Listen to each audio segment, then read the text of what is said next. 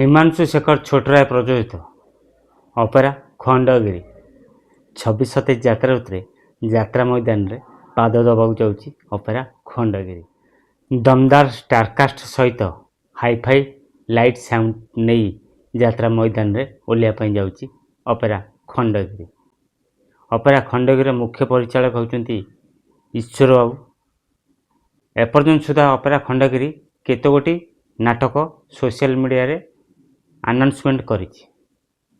क्यों अभिनेता क्यों अभिनेत्री माने चुक्तिबद्ध होइछन 26 यात्रा ऋतु ऑपेरा खंडगिरी।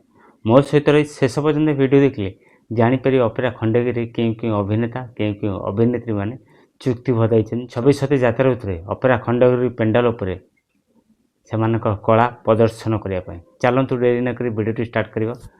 जय श्री जगन्नाथ। आपण मन स्वागत करछि रकेशन यात्रा गपशप Rajendra Facebook wait.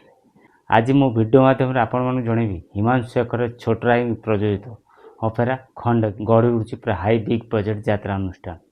Opera Khandagiri एपर्यंत सुधा केतुरा नाटक घोषणा करिछि।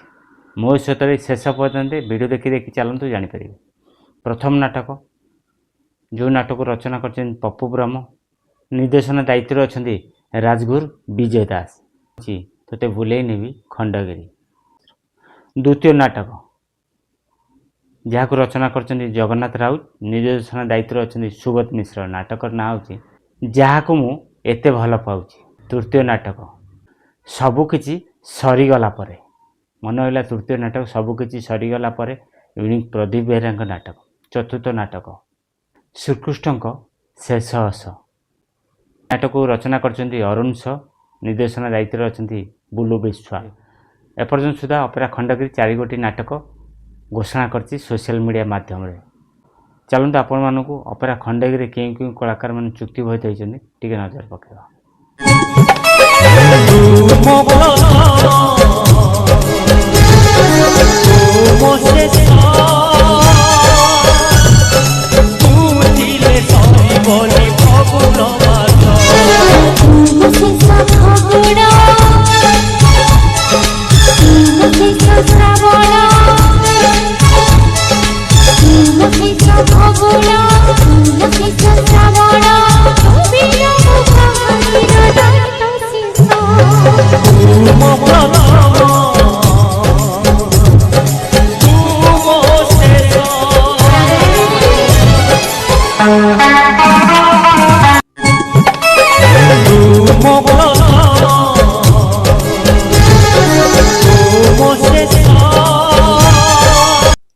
देखिले आपण मैंने ऑपेरा खंडगिरी 26 यात्रा क्यों अभिनेता क्यों अभिनेत्री मैंने चुक्तिबद्ध होइछन। यदि वीडियो भल लगे निश्चित लाइक करी कमेंट करी सांगति शेयर करूँ। जब नुआ कर आम चैनल वीडियो देखिए आम चैनल को सब्सक्राइब कर रखते। आशा करुँच आपने समस्त भल थे आ सुस्थ होते। पुणी देखा आउ एक यात्रा वीडियो। जय श्री जगन्नाथ।